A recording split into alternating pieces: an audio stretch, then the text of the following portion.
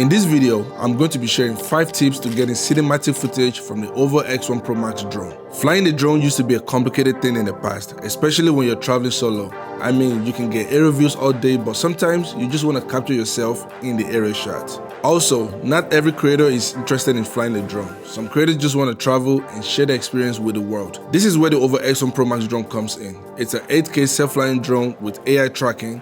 Pretty much, this drone can fly itself and track you.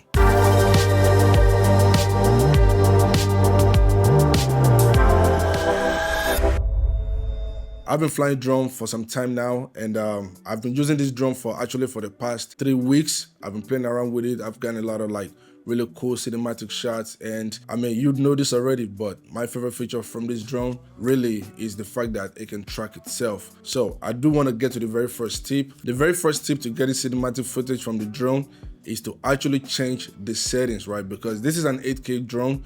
We want to change the settings to maximize, the capabilities and stuff. So I've actually connected the drone to the app right here. So I'm going to go to the OVO settings right over here. I'm going to activate /connect to my drone.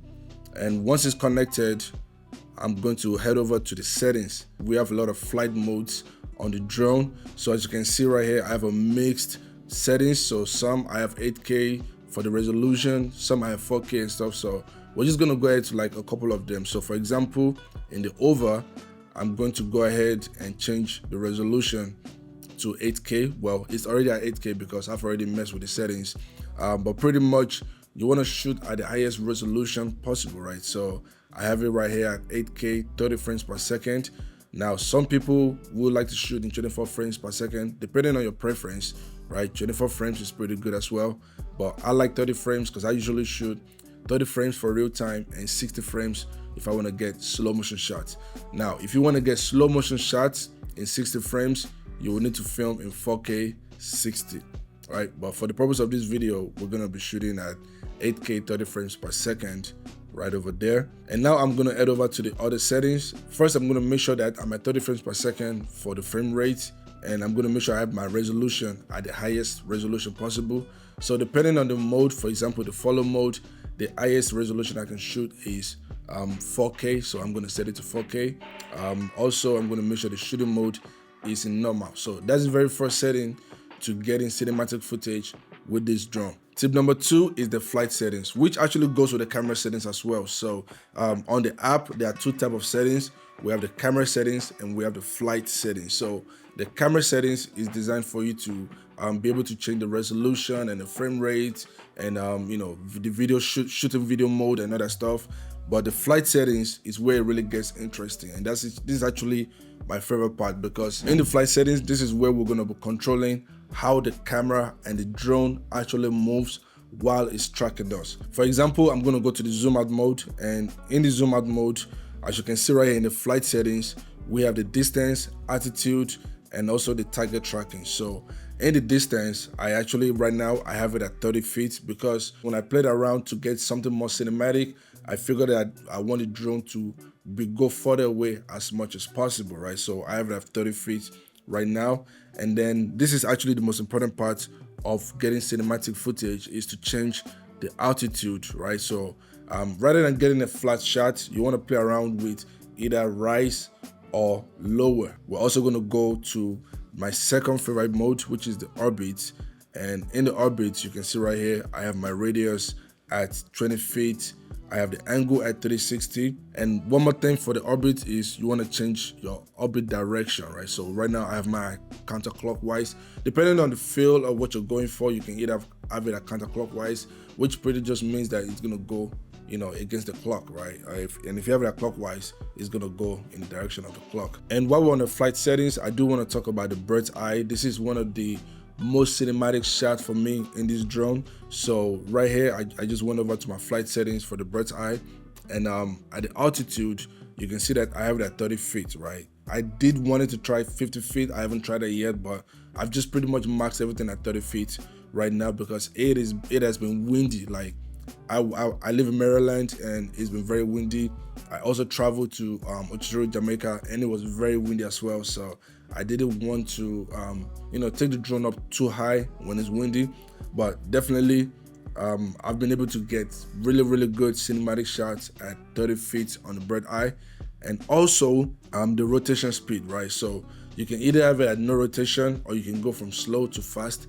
I had it at slow rotation so that I can get more cinematic movement, right? Because, getting the cinematic shot is all about, having movement within your shot, right? And pretty much the rest is rinse and repeat. So literally just go to the rest of the modes and change the flight settings to go with kind of like the feel that you're looking to achieve. Number 3 is very important, and it's all about location, right? Getting the cinematic footage is all about your scenery, your location, and shooting at golden hours. So if you don't know what golden hours is, that's pretty much during sunrise and sunset. So you definitely want to avoid shooting during like hot sunlight, right? Like during the midday at like 12 o'clock, 1 o'clock. That is one of the worst times to actually, shoot a drone shot, because the sun might be hitting the building and the building is just going to be very yellow and blown out, and the rest of the footage is going to be dark, right? So my advice is to always shoot sunrise and sunset. That is going to give you that golden hour, that cinematic footage. While we're talking about location, it's also important to shoot in a wide open area. The reason is because you're getting a wide area view, and you want to make sure that, your scenery looks nice. Half of the job of a cinematic footage is having a nice scenery that looks good, right? Number 4 is to use ND filters. And if you're not familiar with ND filters,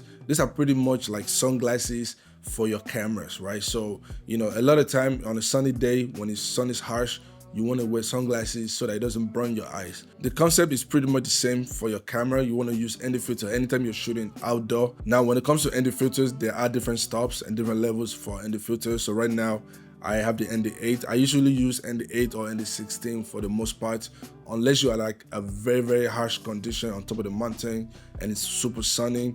You really don't need more than like ND16 or 32 at the highest. So the higher the number of the ND filter, the darker the shade is actually, right? So like the less light is gonna come to your camera. Tip number 5 is to use automatic flight mode for the appropriate scenes. Like I use the orbit mode a lot because I wanted to get a 360 shot with me. Because in the past, if you wanted to get a 360 shot, you're not gonna be in it, right? Because you're busy flying the drone around. For the flight modes, if you wanna get cinematic shots, it's very important that you play around with before traveling, right? Because I use this a lot for when I'm traveling and you wanna play around with it, especially if you're gonna be going on like skiing, right? If you're going on like skiing mode and you want to get cinematic ski shots, you definitely want to try, the follow mode first, try the orbit mode, try the zoom out and play around with it and get yourself familiar with it, because you do not want to wait till the day that you're actually shooting to start learning the drone, right? I want to give a big shout out to the sponsor of today's video, and which is none other than 00 Robotics and the Over team. Thank you for sending me this drone